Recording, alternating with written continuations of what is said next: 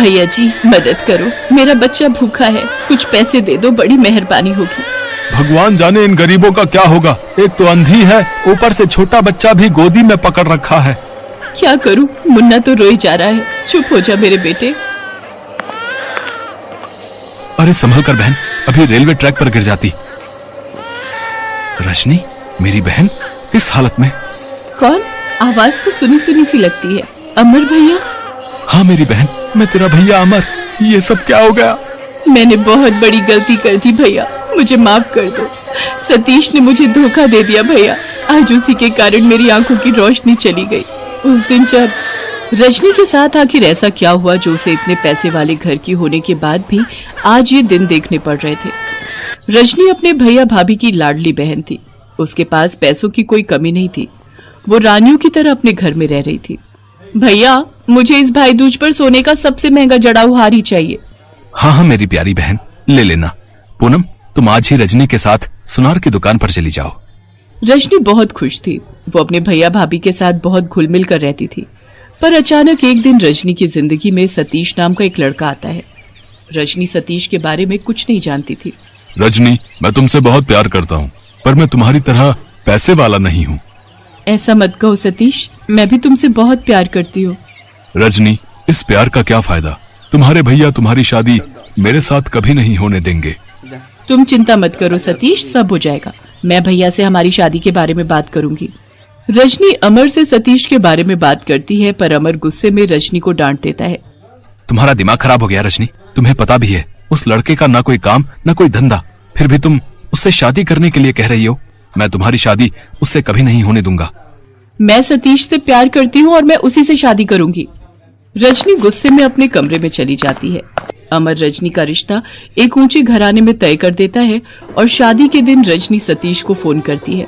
सतीश, मैं ये शादी नहीं करूंगी, अगर तुम मुझे लेने नहीं आए तो मैं जहर खाकर अपनी जान दे दूंगी। एक काम करो रजनी, हमें यहाँ से भागना होगा। जैसा मैं कहता हूँ वैसा करो, मैं सब संभाल लूंगा। मैं तुम्हारा इंतजार करूंगा, तुम तैयार रहना। रजनी अपने बैग में शादी के सारे जेवर, कैश और कुछ कपड़े रखकर सतीश के साथ भाग जाती है। अमर, रजनी अपने कमरे में नहीं है, लगता है सतीश के साथ भाग गई है। उसकी सहेली ऋतु ने उसे बाइक पर बैठकर जाते हुए देख लिया था। रजनी, तुमने ऐसा क्यों किया? तुमने अपने भविष्य पर कुल्हाड़ी मार ली।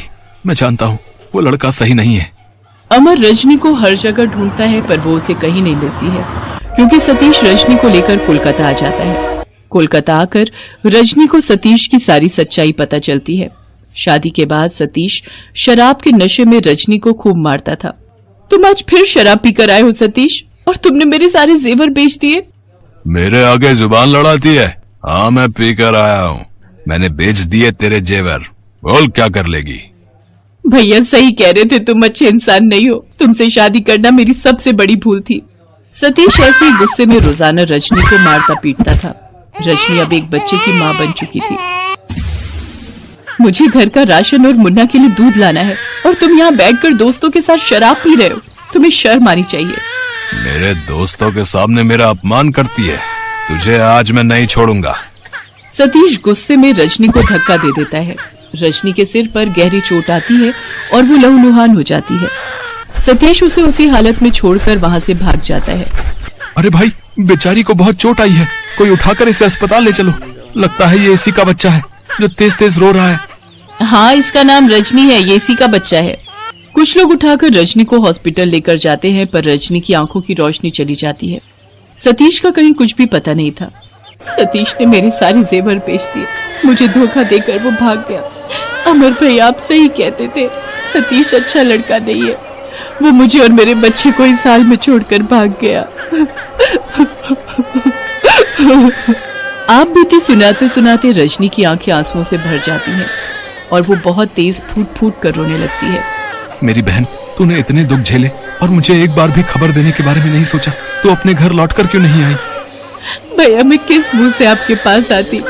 मैंने आपका इतना अपमान करवाया, अपनी शादी तोड़कर मैं सतीश के साथ भागी थी। आपके समाज में कितनी बदनामी हुई होगी। नहीं रजनी, ऐसा मत सोच, तू मेरे लिए जान से भी प्यारी है मेरी बहना। चल अब अपने घर चल, ला मुन्ना को मैं पकड़ता हूँ। अमर रजनी और मुन्ना को घर ले आता है। रजनी की भाभी पूनम को भी सारी बात का पता चलता है। वो भी रजनी की यह हालत देखकर बहुत दुखी होती है। अमर शहर के जाने माने आंखों के डॉक्टर से रजनी के इलाज के बारे में बात करता है। आप चिंता मत कीजिए मिस्टर अमर, आपकी बहन की आंखों की रोशनी वापस लाना मेरी जिम्मेदारी है। डॉक्टर रजनी की आंखों का ऑपरेशन करते हैं और उसकी आंखों की रोशनी लौट आती है। कुछ दिन बाद दिवाली थी। रजनी अपने भैया भाभी के साथ मिलकर दिवाली का त्योहार मनाती है और दिवाली के एक दिन बाद भाई दूज का त्योहार था। भैया मुझे माफ कर दो, मैंने आपका कहना ना मानकर बहुत बड़ी गलती की थी। मैंने मुन्ना के साथ कैसे गरीबी के दिन देखे हैं ये मैं ही जानती हूँ। मुझे सतीश से बहुत नफरत हो रही है। अगर वो एक बार मेरे सामने आ जाए तो मैं उसे जिंदा नहीं छोड़ूंगी। रजनी, जो हुआ उसे भूल जाओ और मुन्ना के साथ अपनी नई जिंदगी की शुरुआत करो। आओ बैठो भैया, मैं आपको भाई दूज का तिलक कर दूं। कब से मैंने और आपने मिलकर भाई दूज का त्योहार नहीं मनाया। ये देखो रजनी, तुम्हारे और मुन्ना के लिए कितने सुंदर उपहार खरीदे हैं मैंने। रजनी, तुम्हें सोने का जड़ाऊ हार पसंद है ना? देखो, मैंने सुनार से आज भाई दूज के दिन के लिए ही बनवाया था। एक भाई का तोहफा, एक प्यारी सी बहन के लिए। रजनी अपने भाई भाभी के साथ मिलकर भाई दूज का त्योहार मनाती है। रजनी कैसी हो? मयंक तुम यहाँ? हाँ, मुझे पता चला। अमर भैया ने मुझे तुम्हारे बारे में सब बता दिया। अगर तुम चाहो तो मैं आज भी तुमसे शादी करने के लिए तैयार हूँ। मैं तो हमेशा से ही तुम्हें बहुत प्यार करता था, करता हूँ और करता रहूंगा। मयंक तुम बहुत अच्छे हो। मैं तुम्हें शादी के मंडप में छोड़कर भाग गई थी, फिर भी आज तुमने मेरा हाथ थामा, मेरे मुन्ने को अपनाया। कहते कहते रजनी की आंखों में आंसू आ जाते हैं। अमर अपनी बहन की जिंदगी फिर से संवारना चाहता था, इसलिए वो कुछ समय बाद रजनी की शादी मयंक के साथ धूमधाम से करता है। रजनी अपने पति मयंक और मुन्ना के साथ खुशी खुशी जीवन बिताने लगती।